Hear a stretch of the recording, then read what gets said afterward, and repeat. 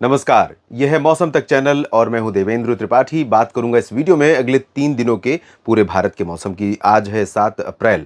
7, 8 और 9 अप्रैल को भारत में कितना बदलेगा मौसम। और दोस्तों आपको बता दूं कि भारत के कई हिस्सों में पिछले कई दिनों से मैं आपसे कह रहा हूं कि शुरुआती सप्ताह के आसपास मध्य और दक्षिण भारत के क्षेत्रों में बदलाव होगा मौसम में, और उसके बाद धीरे धीरे बदलाव उत्तर भारत तक पहुंचेगा। तो तमाम इलाकों पर आने वाले दिनों में 15 अप्रैल से पहले प्री मॉनसून की वर्षा होने की संभावना और आशंका है। कुछ जगहों पर ये प्री मॉनसून बारिश, प्री मॉनसून की वर्षा अपने साथ आंधी तूफान की घटनाएं भी लेकर आएगी। साथ ही साथ बिजली कड़कने, बिजली गिरने, चमकने की घटनाएं भी हो सकती हैं। तो काफ़ी चैलेंजिंग वेदर कंडीशन हो सकती है। इसीलिए मैं आपसे कह रहा हूं कि जहां पर भी क्लियर वेदर दिखाई पड़े, वहां पर खेती में कटाई और मड़ाई का जो भी काम है उसको जितनी जल्दी हो सके निपटा लें, उतना ही बेहतर होगा।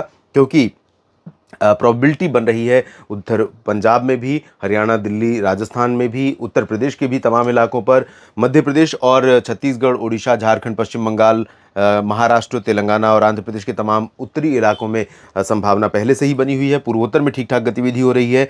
अगले 24 घंटों के दौरान यानी आज दिन भर में और रात भर में संभावना उत्तर भारत के पहाड़ों पर हल्की वर्षा या हिमपात की है, जिसमें जम्मू कश्मीर, हिमाचल और उत्तराखंड के उत्तरी क्षेत्र शामिल होंगे। लद्दाख और गिलगित बाल्तिस्तान, मुजफ्फराबाद में भी कई जगहों पर इस तरह की गतिविधियां हो सकती हैं, लेकिन इंटेंसिटी बहुत ज़्यादा नहीं रहेगी।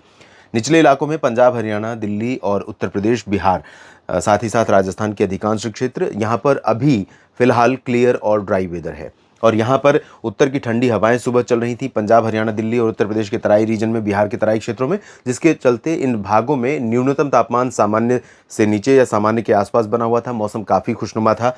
और दिन में अब यहाँ पर चमकती धूप पूरे अमृतसर से लेकर इंडो गैंगेटिक प्लेन्स में, यानी गंगा का मैदानी बेल्ट जो है, इंक्लूडिंग पंजाब, हरियाणा, ये पूरा रीजन जो है बिल्कुल क्लियर और ड्राई वेदर वाला रहेगा। और चमकती धूप यहाँ पर टेम्परेचर को बढ़ाएगी। और इम्पॉर्टेंट ये भी है नोट करना कि बीच बीच में इसमें हवा पेनिट्रेट करेगी आर्द्रता वाली, जो कि बंगाल की खाड़ी या अरब सागर से आ रही है। तो जैसे ही आर्द्रता का यहाँ पर मिक्स होगा राजस्थान या पंजाब से लेकर बिहार के बीच में, वैसे ही उमस बढ़ जाएगी। तो 40 डिग्री का टेम्परेचर या 38-37 डिग्री का टेम्परेचर 45 डिग्री का महसूस होने लगेगा, क्योंकि उमस में बहुत ज़्यादा परेशानी बढ़ जाती है, टेम्परेचर भले ही कम हो। दिल्ली में भी ड्राई वेदर आज रहेगा। आंधी तूफान की संभावना यहाँ पर नहीं है।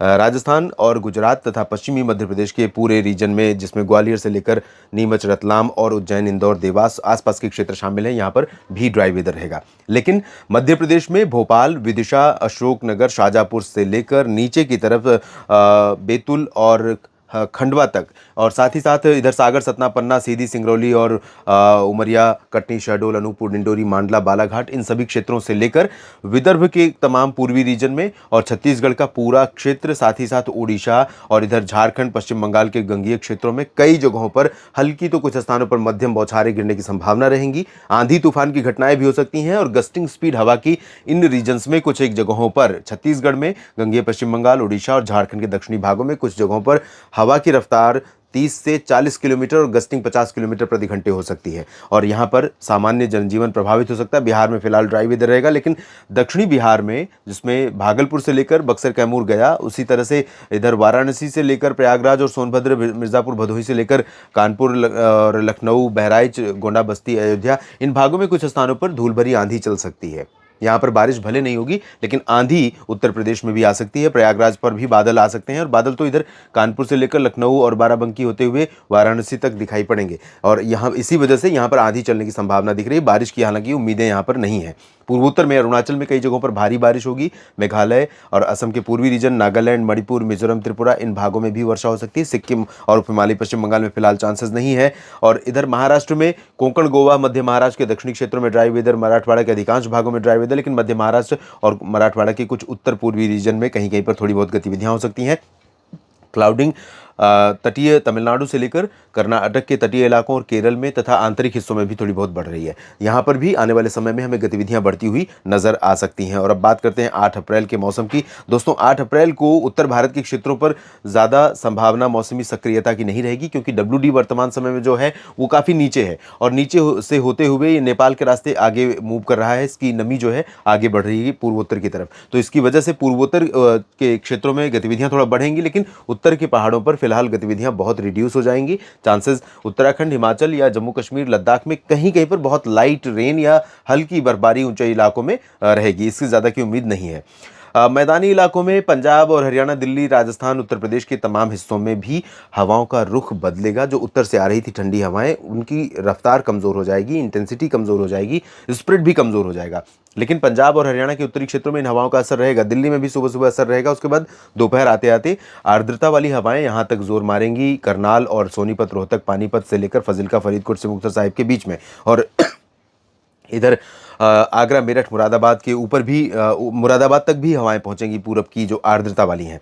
इसी वजह से जो उत्तर भारत के मैदानी हिस्से हैं, यहाँ पर भी कुछ बादल दिखाई देने शुरू हो जाएंगे 8 अप्रैल से। लेकिन यहाँ पर पंजाब, हरियाणा, दिल्ली और राजस्थान से लेकर गुजरात तक और पश्चिमी उत्तर प्रदेश के तमाम इलाकों में फिलहाल कोई ज़्यादा मौसमी सक्रियता की संभावना अगले 24 घंटों में नहीं है। लेकिन मध्य प्रदेश में सागर, सतना, पन्ना से लेकर पूरा रीजन जो है, दक्षिण पूर्वी हिस्सा और पूरा छत्तीसगढ़ का स्ट्रेच, ओडिशा, झारखंड और पश्चिम बंगाल के गंगीय क्षेत्र और बिहार के तमाम इलाकों पर मौसम की सक्रियता बढ़ रही है। और मौसम की सक्रियता बिहार में तराई वाले क्षेत्रों में कुछ जगहों पर बढ़ेगी, मधुबनी तक, और इधर किशनगंज, पूर्णिया, अररिया, और नीचे की तरफ अगर हम देखें तो भागलपुर से लेकर बक्सर, कैमूर, गया के बीच में, नवादा, शेखपुरा, लखीसराय, नालंदा और आसपास के इलाकों में, पटना, वैशाली में कुछ जगहों पर इस तरह की गतिविधियां होने की संभावना रहेंगी। महाराष्ट्र में मराठवाड़ा और मध्य महाराष्ट्र तक बादल पहुंचेंगे। और यहां पर जो सेंट्रल रीजन है भारत का, उसके क्षेत्रों में जो स्प्रेड है बारिश का, आंधी तूफान की घटनाएं हैं, वो थोड़ा सा और इन्हेंस हो रही हैं, यानी बढ़ रही हैं। तो यहाँ पर चैलेंजेस इन रीजन्स में बढ़ेंगे। पश्चिमी मध्य प्रदेश और गुजरात में, मराठवाड़ा, इधर कोंकण, गोवा में फिलहाल कोई गतिविधि नहीं होगी। लेकिन तमिलनाडु से लेकर केरल, कर्नाटक और तेलंगाना, आंध्र प्रदेश, इन रीजन्स में भी बादल बढ़ेंगे, हवा की रफ्तार बढ़ेगी, बारिश की संभावना भी बढ़ेगी। तो यहाँ पर भी चुनौतियाँ बढ़ेंगी आने वाले समय में। पूर्वोत्तर में भी बारिश की गतिविधियाँ बढ़ सकती हैं। सिक्किम, उप हिमालय, पश्चिम बंगाल से लेकर अरुणाचल तक, इधर नागालैंड और मेघालय तक तमाम जगहों पर संभावनाएं बढ़ने की हैं बारिश। और उसके बाद 9 अप्रैल की स्थिति देखें तो 9 अप्रैल को पूर्वोत्तर भारत में, अरुणाचल में लगातार बारिश जारी रहेगी। सिक्किम, उप हिमालय, पश्चिम बंगाल, असम और मेघालय, नागालैंड, मणिपुर में भी कई जगहों पर हल्की वर्षा रुक रुक करके यहाँ पर होती रहेगी। और इसके अलावा बिहार, झारखंड, पश्चिम बंगाल में चांसेस बहुत ज़्यादा नहीं रहेंगे, लेकिन आंधी तूफान यहाँ पर भी आपको देखने को मिल सकता है। दिल्ली तक देखने को मिल सकता है, उत्तर प्रदेश समेत इस पूरे रीजन में, क्योंकि यहाँ पर नमी पहुँच रही है। नमी पहुँचेगी तो कुछ बादल भी बनेंगे। बादल बनेंगे तो जब मूवमेंट रहेगा बादलों का, उस दौरान आंधी तूफान की घटनाएं, बढ़ते हुए तापमान के बीच में, दिन में धूप खिली रहेगी, उसके बीच में बादल आने शुरू होंगे। इधर आगरा से लेकर के वाराणसी के बीच में, प्रयागराज, लखनऊ और आसपास के हिस्सों में 9 अप्रैल को। और धीरे धीरे बादल जब ऊपर की तरफ मूव करेंगे तो आंधी तूफान की घटनाएं हो सकती हैं, कहीं पर कुछ बूंदें पड़ सकती हैं। लेकिन उत्तर प्रदेश में चांसेस बारिश के 9 अप्रैल को भी नहीं दिखाई दे रहे हैं।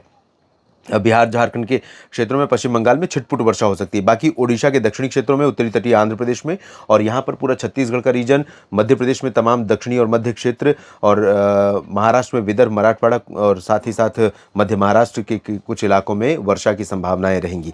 दक्षिण भारत में भी अधिकांश इलाकों पर मौसम सक्रिय हो रहा है धीरे धीरे। तमिलनाडु, केरल, कर्नाटक और तेलंगाना, आंध्र प्रदेश, इन भागों में बादल छाने और हल्की वर्षा होने की संभावना है। जबकि उत्तर भारत के पहाड़ों पर एक नमी का फ्लो, छोटा सा फ्लो आ रहा है। 10 अप्रैल को बेसिकली एक नया WD पहुंचेगा, लेकिन उसका असर 9 अप्रैल को ही दिखाई देगा। तो 8 को आपने देखा कि बिल्कुल क्लियर वेदर, लेकिन 9 को फिर से यहाँ पर बारिश शुरू हो रही है। तो उत्तराखंड से कश्मीर के बीच में, लद्दाख, गिलगित बाल्टिस्तान, मुजफ्फराबाद के बीच में कुछ स्थानों पर हल्की फुल्की वर्षा या बर्फबारी हो सकती है।